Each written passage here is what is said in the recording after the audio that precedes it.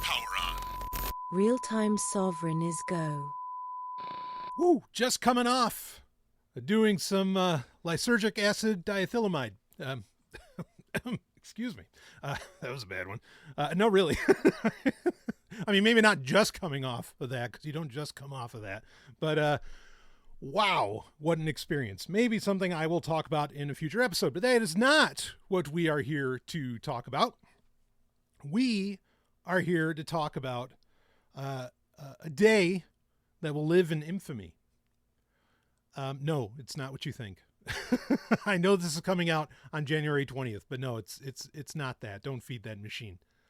The machine you might want to feed, though, is the one that we're actually here to talk about, and that is the announcement of the Nintendo Switch 2. It was a bit of a surprise announcement, even though there were rumors going around. Of course, the Switch 2 has been like the rumor mill of all time. But there are rumors going around. I remember catching like a couple weeks ago that the announcement could end up happening on Thursday, January 16th. And that's actually exactly what happened. The trailer, there was a trailer drop, a trailer which is already over some 25 million views, I think, on YouTube. But there was a trailer drop for the Switch 2. Now, in some ways, the trailer told us things. In other ways, it really didn't tell us much at all. It did confirm some of the rumors coming around. And look, let's talk about this for a second, okay? I mean, the best thing to come out of this, really, is just that the rumor mill at least can somewhat stop, because there are so many people who just thrived online on saying, oh yeah, the Switch 2 is coming, the announcement's coming, this, that, whatever. Okay. And it got to be too much. I mean, I can remember even before Twitter was X and owned by Asshat, hashtag Switch 2 would trend over and over and over again, or hashtag Switch Pro or whatever. And I mean, it's just such a relief to finally have that cycle fucking stop. Drove me up the goddamned wall. Because in one sense, who the hell cares until Nintendo actually says something? And the nature of this kind of sucks today. Because there was a time, and I don't know what exactly is different now, but there was a time where you would get like the announcement of the code names for various systems, whatever they ended up being. Like if you remember the Dreamcast was originally announced, or it wasn't even announced. It was just that you had professionals working at professional journalists working at game publications, like Electronics Gaming Monthly, Edge, whatever. You pick your Game Pro if you were that. That was certainly a big one. And of course, PC Gamer. Not that they would talk so much about consoles at PC Gamer, but certainly one of the legends, and in some ways still is in the business. But you'd have like Game Pro come out, and they would talk about, Sega's working on the Neptune.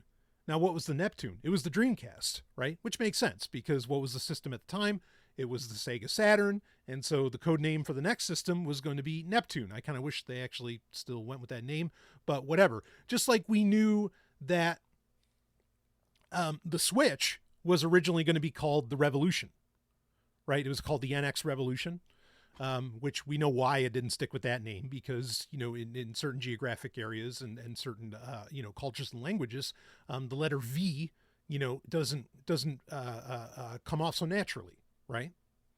So that I totally understand that, even though I think the name Revolution is so cool, and to have Revolution 2 would have been, amazing. Like it's such a cool name, and it so fits exactly what the Switch ended up doing.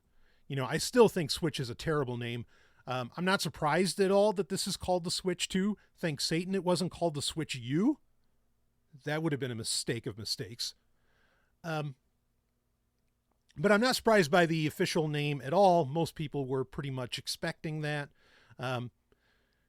You know, okay. But again, I don't know what happened to where we don't get like at least some of this insider news through at least somewhat verified publications. And I mean, because there's still good ones out there. I mean, it's not magazines necessarily anymore. But you know, you have like Nintendo Life is pretty solid. You know, VGM, you've got some other ones that you could go to. IGN is, I mean, you know, owned corporate media, but whatever. Okay. Like, there's places you could go where this stuff could like slowly get released. And I don't really feel like, other than the past couple months, basically ever since Dbrand, you know, put out like the kind of the leaked announcement. I mean, and they did this on purpose because it's just, you know, their business models to do kind of outrageous things. You know, they put out the skin, or not the skin, but the case that they were developing for the Switch 2. You know, so you'd heard about that. You'd heard some developers talking about it, and you had some information that, again, come this trailer that released on the 16th, we know now was accurate, right? Like the Joy-Con being magnetic, even though there are things about the Joy-Con that were clearly known, but also use cases that were not even imagined by, as far as I can tell, any supposed leaker or, you know, whatever, you know, you want to call these idiots. But anyway, we're kind of all over the place here. I'm just saying that this has been such an insane hype cycle, and I really think it could have been helped if it wouldn't have been as insane. Nintendo could have controlled things a little bit more, because we do know they were pissed at all the reveals that happened at CES around accessories and cases and everything that certain manufacturers were making for the Switch 2, that were, you know, no, like we plan to show this off at CES, we're going to show it off, which also speaks to Nintendo clearly playing a little bit fast and loose on when the hell this thing was supposed to be coming out. Obviously, it's been in development for some time. Yeah, we're not going to get into the news, or you know, there's some conversation that, well, there actually was supposed to be a Switch Pro at one point, but that got written off because of, you know, the pandemic or whatever the reasons happen to be internally. And that's why we ended up with Switch OLED instead, you know, kind of a stopgap. But ultimately, the Switch 2 overall feels like a stopgap, but, you know, I don't want to get too ahead of things, but I do want to talk about that. But the point I really want to drive home is that Nintendo could have controlled this more if they just gave a little bit of fucking information. Something. Not the little shit that they were, you know, Fujikawa was you know, putting out there at investor meetings. I mean, give something fucking concrete, give us a code name, whatever. Like, even that would have been enough. But no, and I just don't know why the fuck, like, why the insane secrecy? It can't be just because, oh, we want to make sure that we sell the maximum amount of Switch 1s, which I like being able to say that instead of Switches now. But selling the maximum amount of Switch 1s for the holidays. Like, I just can't believe that's it. And just like, all they had to do to get people to shut the fuck up would have been give us a code name and, you know, basically confirm to everybody, which I already knew they were, or I was already very confident that they were going to do, and confirm to everybody, yeah, we're going to be backwards compatible with physical carts and digital Switch 1 games. Which the trailer, by the way, did confirm. Now, it did say also that some Switch 1 games would not be compatible, and maybe they said accessories as well, but I think what they're pointing at with that is like, okay, yeah, Nintendo Labo isn't going to work with this thing. And who the fuck is surprised by that? Nobody. Right? Okay. But, you know, this hype cycle existed because this is an incredibly anticipated product. You have what is effectively, and could end up still being, the best-selling game system in history. Beating out the DS, beating out the PS2, you know, like those numbers are still coming, whatever Sony may want to argue back and forth against. And look, the PlayStation 2 deserves to be, you know, at the top spot, but the Switch could take it. Okay. And considering how little the Switch can actually do, I mean, considering that, you know, that it doesn't have so many apps, you know, and what I mean by apps in the sense of like, it doesn't have Netflix, it does have YouTube, you know, I mean, it has some, but it doesn't have anywhere near as much as the entertainment smorgasbord that say the Xbox Series does, or the PS4, PS5, etc. It's pretty amazing that it's sold so well, but maybe that's because of the very simplicity that attracts so many people, and that's certainly been a big part of Nintendo's MO. And does this product, let's start talking about the Switch 2 here. Does this product actually look really innovative? There's a couple things about it that could be, and those are like two of the main areas I want to focus on. Okay. But overall, no, it's literally just a bigger, shinier, perhaps slightly more well built and more powerful in the innards. We don't have a ton of confirmation on the innards. Long running theories would be that it's as powerful as a PS4, which is great. Some of the games that we have pretty good information on that would actually be coming out for the Switch 2 would be like Diablo 4. There's some rumor, some more than rumor around that, as well as Halo, the Master Chief Collection, which I think is actually a really cool idea that's going to be going cross-platform. And why not?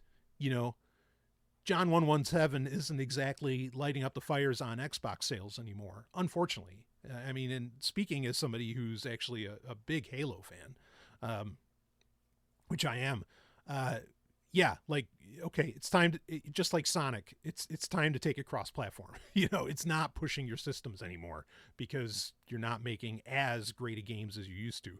And you've done flubs here and there. It's just the Mario effect is not there, even though, Master Chief is absolutely as recognizable a character as any in video gaming.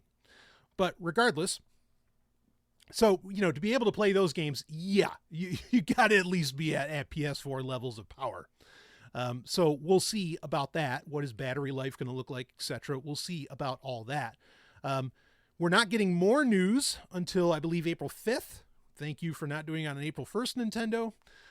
But April 5th, 2025, we'll get more news about it, pricing, hopefully, as well as when it will actually launch. Are they looking at a summer release? Is it going to launch at the end of April? Whatever, who knows? We don't know. Okay, that's still anyone's guess. So the hype cycle is still going to run for a little while, but at least it's only going to be a couple months at this point. That said, so what do we know? We know that it's going to launch in 2025. We know it's bigger than even, I think it's bigger than the OLED model as well. And the Joy-Con are bigger, and the Joy-Con get into the very interesting story. Like we said earlier also, though, it is backwards compatible with most Switch games. Again, the ones I think that it wouldn't be compatible with are going to be the oddballs.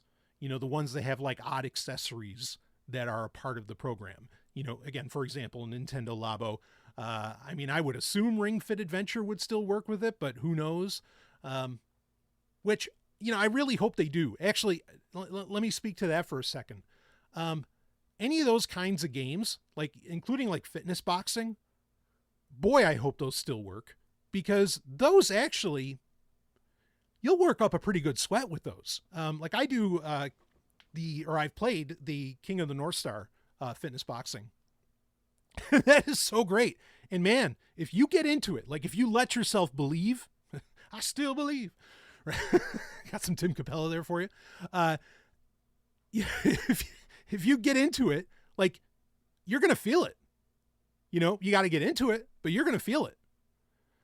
So I hope those kinds of games are still compatible, especially like the King of the North, or Fist of the North Star, one, because that, just having that kind of IP with it really gets you into it more as well. And so I would hate for that, unless they're going to come out with just a second one. I'd hate for that to fall away. And even they just had Fitness Boxing 3 come out, which had a lot of really cool elements to it. And so anyway, point being, the games that aren't compatible, I really do think it's just going to be the oddballs. I think everything else is pretty much going to work just fine. 1, 2, 3 Switch and shit like that is still going to work. And, but it's the really, really odd ones that, and more experimental that might not. So yeah, kudos to them for making sure that happened. I think there would have been a riot if, there's people have put so much money, and I'm not even into collecting physical cartridges for the Switch. Okay. I'm really not into collecting physical games much in any form or fashion, unless it's like the PS2 or the PS3 where like I'm actually burning the games, but then I'm not really collecting at that point, am I? Like I'm not buying from somebody. Okay. But, people have put so much money into like these big, limited run game sets and everything, for some of these Switch physical releases that, I mean, again, you couldn't just ignore those people. Really, you just couldn't. I knew it. I'm like, no, like they considering how much Sony and Xbox, like allow for backwards compatibility. Like if Nintendo didn't do that, I know Nintendo likes to walk its own path. Okay. But if Nintendo didn't do that, they would have handed over so much to Sony and Xbox. And not only that, and this is going to get into a little bit of a subject that I want to discuss later, but not only that, a strange thing is happening in gaming right now that I want to talk about a little bit later. A strange thing is happening in that PC gaming, which used to be like the very lucrative but niche aspect of gaming, is gaining incredible ground to the point that like per dollar, more money is spent in digital purchases for PC gaming than it is for console gaming. That's a first. Basically, for games to sell more, to make more money on, we're not talking about hardware, because if you just judged it on hardware sales, like, and you include all PC parts and, NVIDIA cards and all this shit, like, of course, PC gaming has done more money forever, just by the nature of that, right? That's not what we're talking about here. We're talking about the amount of money that games make. They make more on PC now. I think it's like 52% to 48 compared to consoles. So Nintendo has to ask the question, wait a minute, why is PC gaming doing so much money? And I think for a lot of people, the reason is that like just the catalog, everything, the decades worth of gaming that you can play at any given moment. That's not even getting into emulators. We're talking just even PC native. Okay, games that you can play. People want that. Like that's becoming very attractive. And again, it's a subject I want to get into later, but Nintendo has to respond to that. And so having access, quote unquote legal access, okay, to the largest gaming library as possible is essential. It's crucial to continue to make money into the future for any kind of business in video gaming. PC is absolutely proving that right now. Okay. Again, we'll talk about that more later. But let's get into another part of this. Okay. So the backwards compatibility again. Yep. Of course. The new Joy-Con, this is where things actually get a little bit interesting. And I'm sure there's other things that, some people have said, oh, we might've spotted like a microphone on the Switch 2. Okay. Maybe it'll catch up with like all the shit that the 3DS could do. It doesn't appear that it had a camera at all, but we do have a USB-C port on there where things could get interesting. We'll talk about that in a minute as well. But let's talk about what we did see of the new Joy-Con. So they attach magnetically. This was something that was leaked ahead of time. We kind of had an idea that was happening, ended up being true. And there is a new button on it. Also, there's optical sensors. This is where things get fun. There's optical sensors on the Joy-Con themselves. And there's a point in the trailer when you're watching the trailer or the reveal trailer, where you see like two Joy-Con kind of racing next to each other. By the way, we did see what appeared to be Mario Kart 9 in that trailer as well. Great. Okay. It didn't look graphically insane, but doesn't need to be. And that's fine. But these two Joy-Con doing their business, zooming around, looked very much like mouse functionality. And that optical sensor apparently is much like a mouse sensor. And so you could use Joy-Con like a mouse. This is fantastic to have that ability, because we already know one of the games to come to the Switch 2 is, of course, is the Master Chief Collection, Halo. And here's the thing, like, let's just call it. For first-person shooters, even to some degree, third-person adventure games, Nothing beats mouse and keyboard as far as controls. Ever. Can't.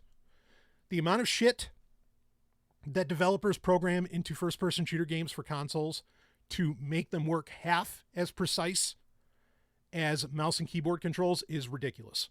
And it's a lot. Gyro controls, all that shit. Okay? To actually have a mouse, that's a win. Now, this isn't the first rodeo for Nintendo to do that. And I'm not talking about the fact that they had a mouse for the Super Nintendo, right, that you could use with Mario Paint. Okay, yeah, that's great. No. I'm talking about how the Wiimote actually did for the Nintendo Wii actually did really well for first-person shooters. For example, the remake of GoldenEye that had Daniel Craig in it. One of the best games ever made, in my personal opinion. I mean, GoldenEye itself, the original, of course, for the N64, is one of the best games ever made. You're remaking it, you're just you're just piling on top of greatness, which is a good thing. Okay. The ability to just point the Wiimote at the TV and move your reticule was almost as precise as a mouse. And that worked really, really well for a lot of different things. Or even you think of the real-time strategy game, Little King Story, which is kind of one of the unsung hits for the Wii. And I think you can get that on PC now, by the way, on GOG. But, it worked for real-time strategy games. Why? Because the Wiimote basically could work like a mouse. Now, if your Joy-Con can do that as well, things get pretty wild at that point.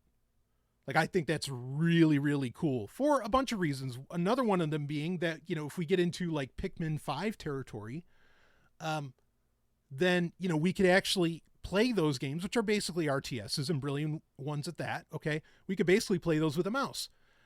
Yes. Would it be easy for much like, Xbox does and PlayStations do, where you can just plug in keyboard and mouse into, say, the Switch dock or into the USB-C port or just connect them through Bluetooth? Yeah, that'd be great.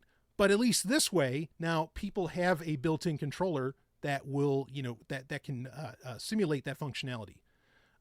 Would I want to use a Joy-Con as a mouse compared to an actual mouse because it is certainly a weird fit in the hand? No, I wouldn't. But it's cool that they're at least seem to be thinking in that direction of allowing that functionality. And let's be clear here that Xbox and PlayStation have both, and even the Nintendo Switch, you can plug in a USB keyboard and USB mouse, and they're like a Hypnospace Outlaw and Quake, and I think even the Doom games, at least the remasters, you can play those with mouse and keyboard. There's a bunch of games you can do that on the Switch. And I'm hoping that becomes more and more popular because it's clearly becoming more and more popular in the rest of the console space. So that's really cool.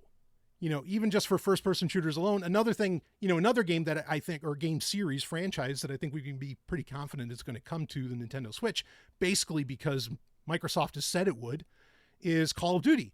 Now, I don't give two shits about Call of Duty, okay? I might as well call it Call of Duty, but that just, if you're going to start bringing those in, and if you can, make it a differentiator to have a built-in, basically mouse functionality into the Switch, I think you're going to attract a lot of people into the first-person shooter kind of aspect.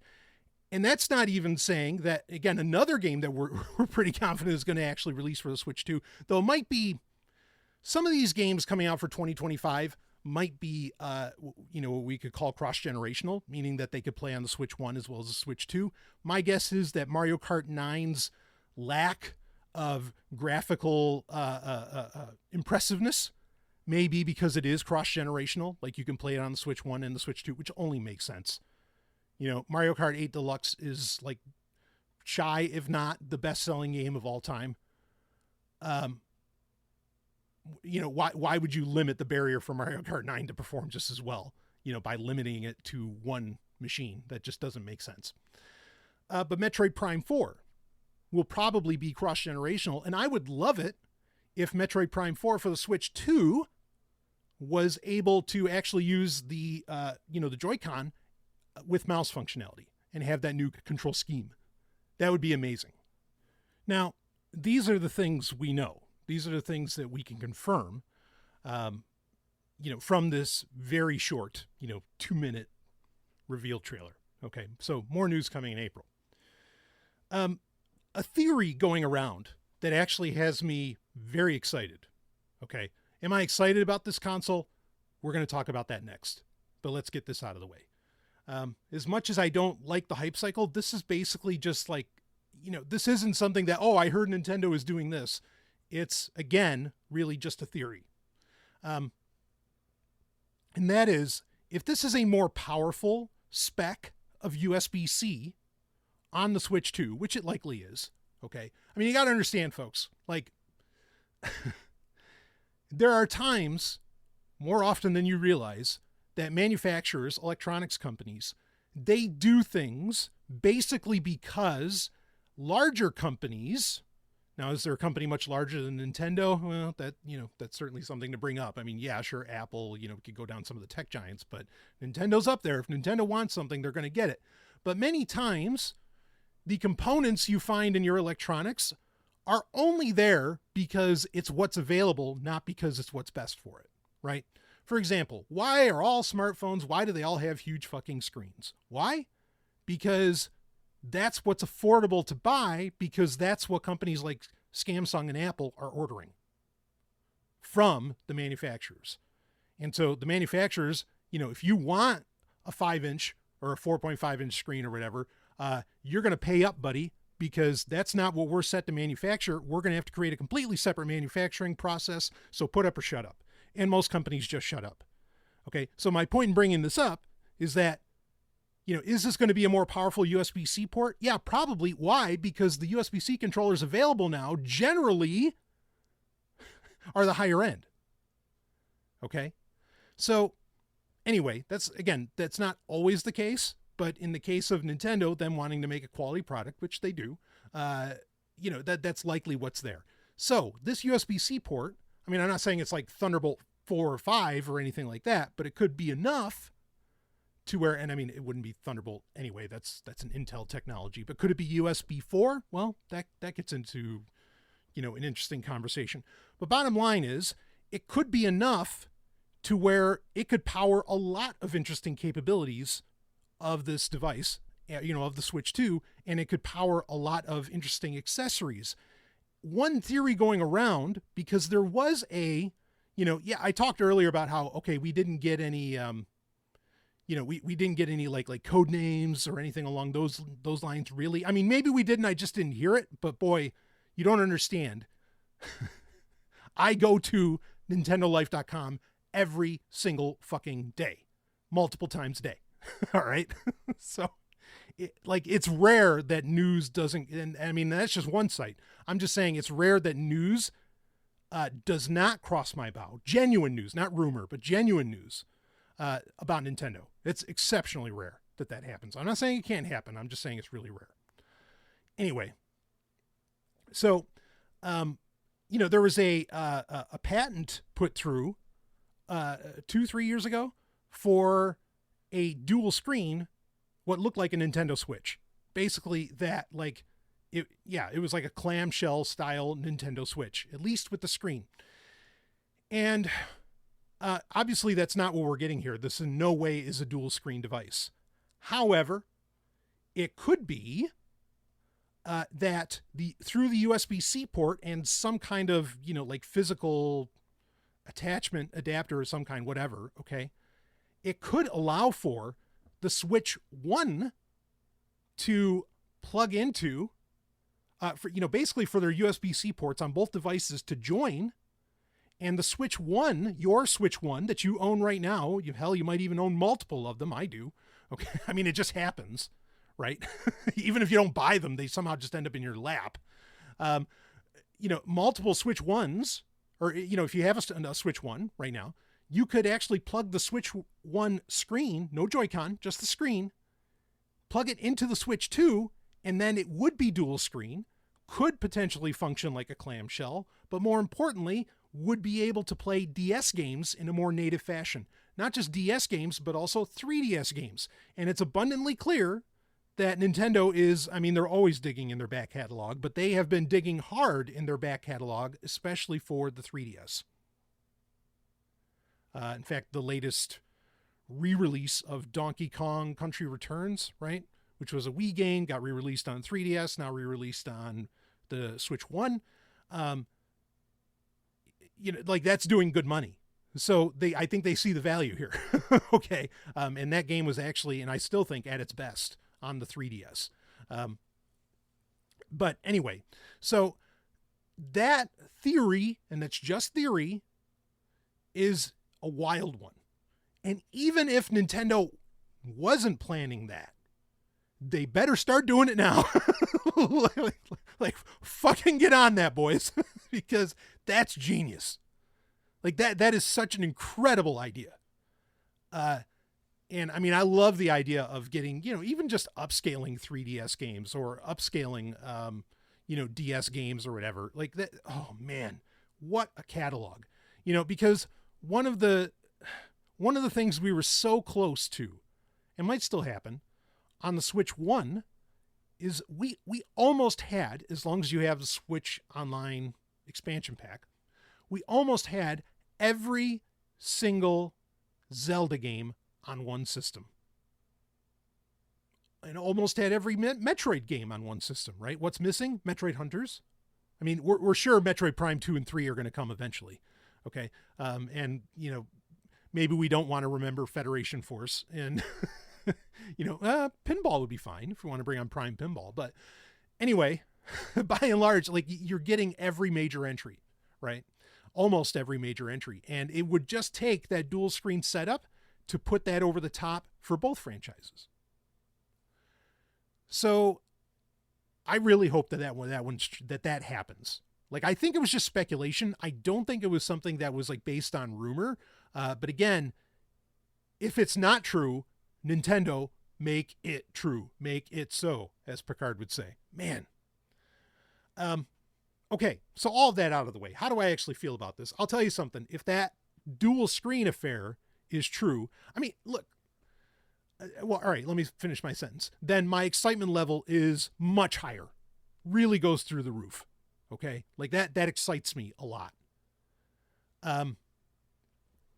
Because I mean, you already have the touchscreens and everything, but here's the thing that I love about this idea.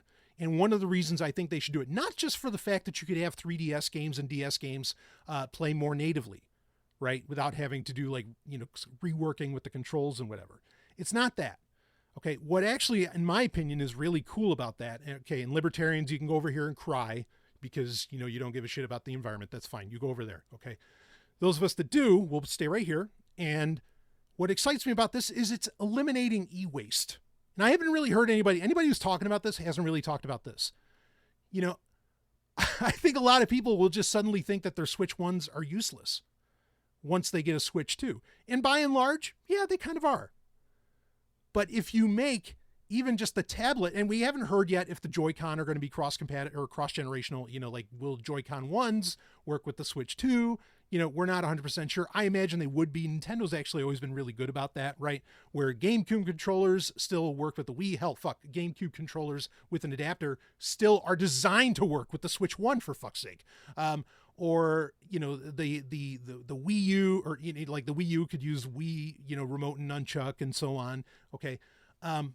So I imagine Joy-Con 1s are still going to be largely functional with this, and great. I mean, they don't have the new whatever C button kind of thing on it, and they don't have the optical sensor, but for playing Switch 1 games, yeah, why wouldn't you have it still be compatible with the Switch 2? It's just fucking Bluetooth anyway. Okay, so that out of the way. But I mean, so your Joy-Con stay useful, and not only that, but like your Switch, basically your entire Switch, the screen and Joy-Cons are still useful going forward because they will allow you to, play games that require the dual screen setup, or they were designed for the dual screen setup anyway. I think that's such a dynamite idea. And I mean, from an environmental perspective, from an ecological perspective, it just makes sense to do. Make that functionality, so that we don't end up with just a bunch of waste. Oh, I'll just hand it down to my little kid. Yeah, well, your little kid's going to go to school and he's only going to have the Switch 1. He's not going to have the Switch 2, and he's going to be picked on to no fucking end. Okay, so did you really solve anything? No. Is the problem that we have such a trauma-based civilization, and and the parents are really the issue, not the little kids? Yes, of course, all of these things are true. But you know what I'm saying is also true. Just don't pretend like you did a grand favor. Okay, just understand the psychology of the prison system that is our schools. Thank you. Okay, off of my high horse and. And let's keep talking about video games. So if the dual screen thing is true, game on. Like I'm there for that, and I'm excited for it. Otherwise, you'd have to like put some really compelling games out there for me that only played on the Switch 2 at that. Okay, to really get me excited about the system. I'll admit it, I'm not in a hurry to get it at this point in time. For a couple reasons. Okay. I mean, if that dual screen thing ends up coming true, different story, like I said. But I'm not excited at this point in time. Because this isn't really, and I'm getting into full opinion here. Okay.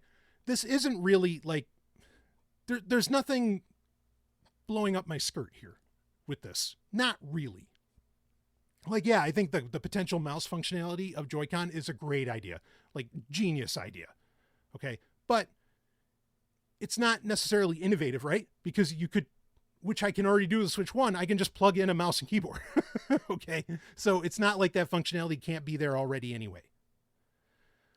But there's nothing that really changes the game here, in my opinion. Not really. So, it's not like with the Switch where, I mean, I think what really moved Switch units, and yes, I know this is on the Wii U, and yes, even this is better on PC, and I'll get into that, was things like Breath of the Wild. Right? Like the idea, or even being able to play Skyrim on the go, or Diablo 3, or whatever. Like all of that concept of playing like these massive AAA games on the go, that was the revolution, pun intended, for the Switch 1. The Switch 2, as far as I can tell, has no revolution. Maybe, has no revelatory, no serious innovation. Maybe I'll be proven wrong in April. But as it stands right now, yeah, I mean, like, I'm glad it's finally coming out, more so just to stop the hype cycle. I'm glad that it's finally coming out. But at the same time, I mean, hey, when Metroid Prime 4 drops, like, maybe I'll be on it, okay? But ultimately, like, I'm not that crazy excited. And my back catalog, and I'm sure so many other commentators and listeners, that you feel this. My back catalog on the Switch 1 is insane. Stuff that I've never touched. Stuff that I've even double dipped on PC. Like, oops, I just knocked something over. Anyway, I get all hot and bothered about this. That was the lightsaber. Sorry.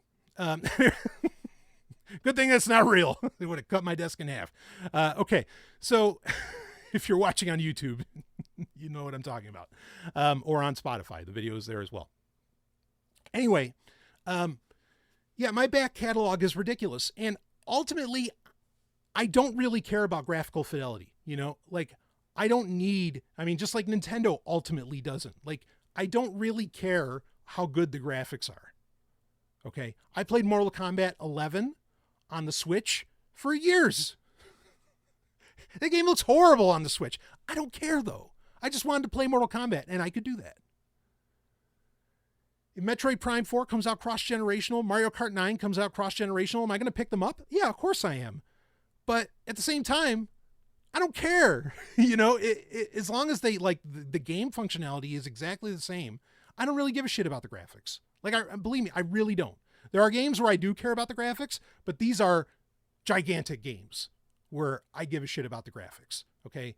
For example, like Age of Empires 2, or something like that. Like these really huge games. Like, yes, okay, then I want to see, especially when I'm dealing with a lot of really little characters, like in a real-time strategy game, then I want the graphical prowess. Okay. But by and large, no, I don't give a shit. Okay. So the Switch 1 will do fine for me for an incredibly long period of time because I have so many games that are exclusive to it at that. Yes, they'll be on Switch 2 as well, but my point being is I can't really play them on PC unless I boot up an emulator, and that's a whole other can of worms, and we're not going there right now. So regardless, yeah, playing them on the Switch 1. I was going to play them on the Switch 1 anyway, so why the fuck should it make a difference? Oh, they're going to boost them up to 60 FPS and 4K on the Switch 2 with some kind of upscaling. That just doesn't mean a whole lot to me.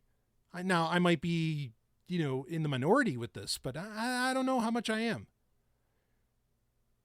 And it's funny, because if the Switch 2 wasn't backwards compatible, I might actually have been excited about it. But at the same time, I also would have hated it if it wasn't backwards compatible.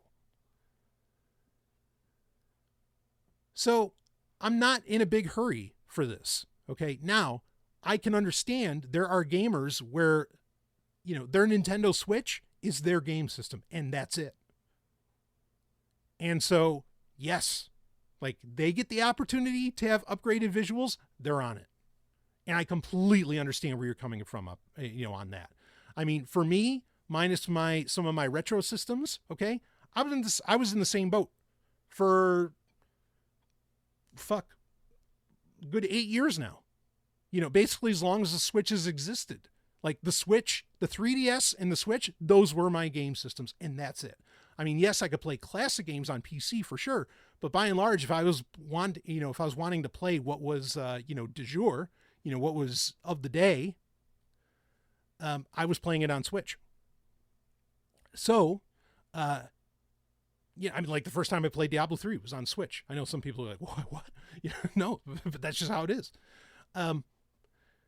So that said, I understand where those kind of people, and I'm not saying that derogatorily. Again, I was one of you. Okay. With that kind of person, like I totally get it. Why this is that must have and exciting. Okay. But now I want to speak to what I mentioned earlier, what I teased earlier about PC gaming. And that is PC gaming is like eating the world. Now that Sony and Microsoft, both put their games on PC, like if you can afford it, and of course that's the big if, but even then that, the affordability of a gaming PC or even a gaming laptop is dropping significantly. And I'm not even talking about NVIDIA's release, of whatever their 50 series of cards that'll do, 4090 performance for $500. I'm not even getting into that. We'll even see if that's true. Okay. But, like what AMD can do with their AI9 series chips, with their Ryzen chips, like the built-in APUs and all, like, I mean, they do incredible performance, especially for what they cost, which is comparatively, relatively to gaming systems of the past, practically nothing. So the barrier to entry, okay, into PC gaming has never been lower. Into viable PC gaming, it's never been lower. And then you also happen to have a PC, that can do all the things that a PC can. So, I did an episode a little while back, a Real-Time Sovryn a little while back, about how consoles are dead. And yeah, they are. And part of the reason they are is that, and we don't even know what the cost of the Switch 2 is going to be. But boy, it better not be looking at like PS5 Pro prices because they're going to run into trouble.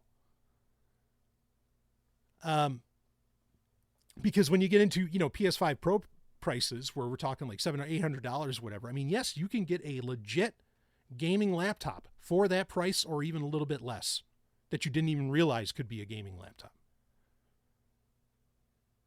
So PC gaming's eating the world. I mean, and you have to understand, it's not just about the catalog, right? Like I talked about the catalog earlier and how Nintendo knows they need to provide their back catalog. Otherwise they are going to lose people to PC gaming or wherever else they, or to other consoles. Okay. Just for the pure breadth of everything that can be played, be it from a nostalgia factor or just from, like a lot money spent factor, right? People don't want all their gaming library to go up in smoke just because a console died. That's what makes the PC so attractive, is that, no, if I want to play something from 30, 40 years ago, I can still do it. I could still buy it even. It's crazy. Go to GOG, hook yourself up. So you have to compete with that. But the one thing that I don't think they'll really be able to compete with, unless they're doing some wacky ass shit with the eShop, but even then they really can't do this, is the power of PC gaming is really comes down to modding. And I don't just mean modding as in like putting in nude mods into shit or, doing whatever else, but like people make whole new games out of pre-existing games that are a part of another universe, right? Or, you think, for example, like there's amazing remasters being done of like Elder Scrolls 4 of Oblivion, but they're using basically the engine, really the entire game of Skyrim. They're remaking Oblivion in Skyrim. So you can play Oblivion, but you're playing it with Skyrim mechanics. Consoles aren't doing this, and they can't. Ultimately, they really can't. Unless you're going to, log into them with like SSH or something, or they're going to make, mods like widely available like that. But a lot of times these amazing mods for PC, they are either a legal gray area or frankly, a black area. So yeah, I know there's an official Oblivion 4 remaster supposedly being worked on too. And hey, great. Like I'll listen to Patrick Stewart do his shtick. That's fine. But you get my point. Okay. Is that modding, the ability to fix games for fans, to fix the shit that developers do, or to do the things developers won't or can't afford to or whatever, is what makes PC gaming so goddamn great. And consoles are never going to touch that. And Nintendo sure as fuck wouldn't let them. I mean, we know how they are around their IP. It's just not going to happen.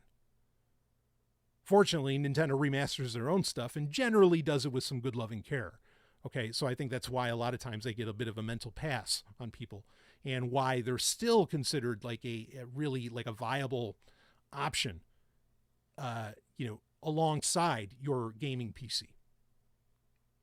But, you're just never going to match PC gaming with that. And this is what it, in many ways, it kind of comes down to, is the PC is the ultimate gaming machine.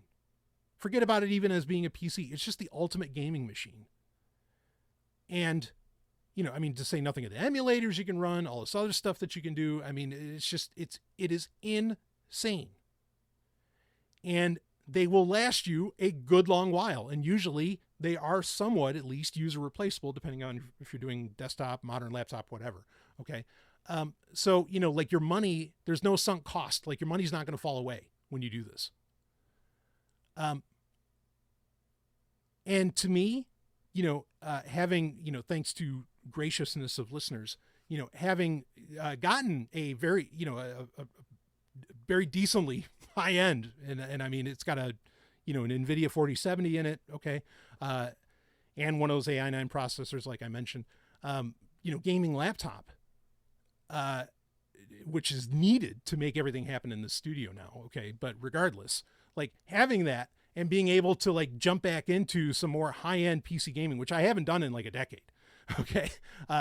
Is, you realize kind of what you missed. And I'm not talking about the graphics. I am just talking about the scope of the games, the weirdness of the games, all of that most developers, most companies are not willing to risk on a console release.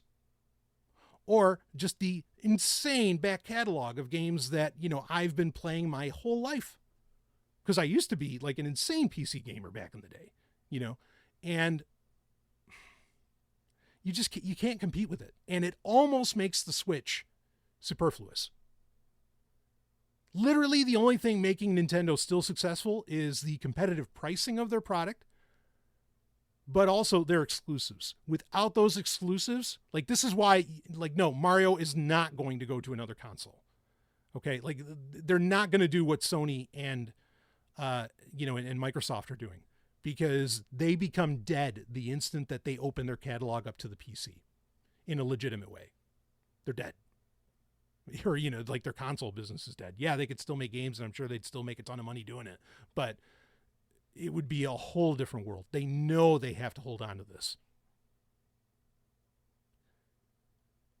But that said, I mean, there's so much, and not only that, but I mean, the other weird space that we're in is that like so many people are kind of copycatting like what a Nintendo game does and then just coming out with like a more raw version of it. And those are becoming very popular games. Like there was that Pokemon competitor. I can't even remember the name of it right now, but I know to a lot of people it's Pal World or something, but I know to a lot of people it really means something. Okay. Or Cassette Beasts. That's one I know that's really good. And so in some sense, like Nintendo's magic is kind of worn off just because the barrier of development, especially into the PC space and getting it to the market, is so low that you can actually, in some ways, compete with Nintendo. Now, you're never going to have Nintendo Sheen. That's why I said they're more of a raw form, right? Like you're never going to have Nintendo sound design, just the attention to detail that they had. You have to have a company the scope of Nintendo to be able to pull that off. Okay. But for a lot of people's gaming fix, it's going to be close enough.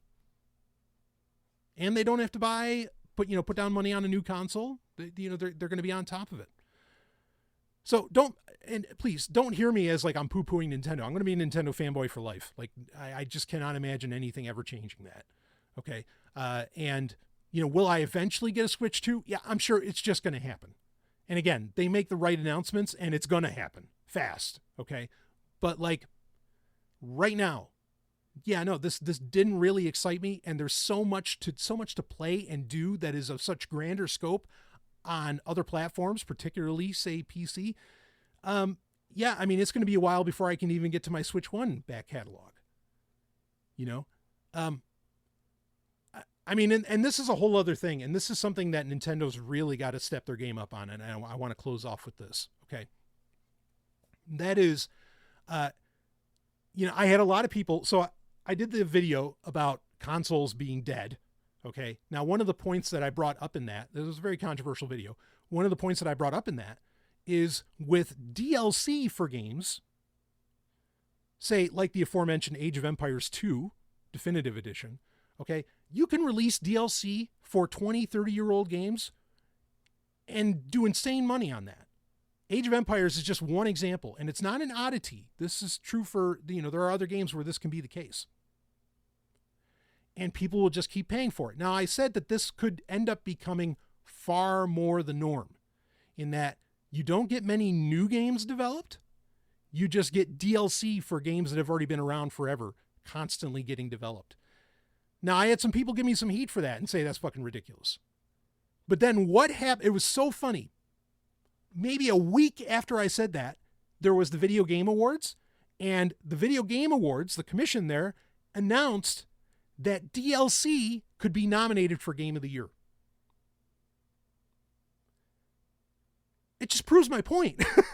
Like, yes, a game from 20 years ago, or even, say the year is 2040 or something, and if everybody's still here, the year is 2040, a game that came out today could still be getting DLC then and could win Game of the Year.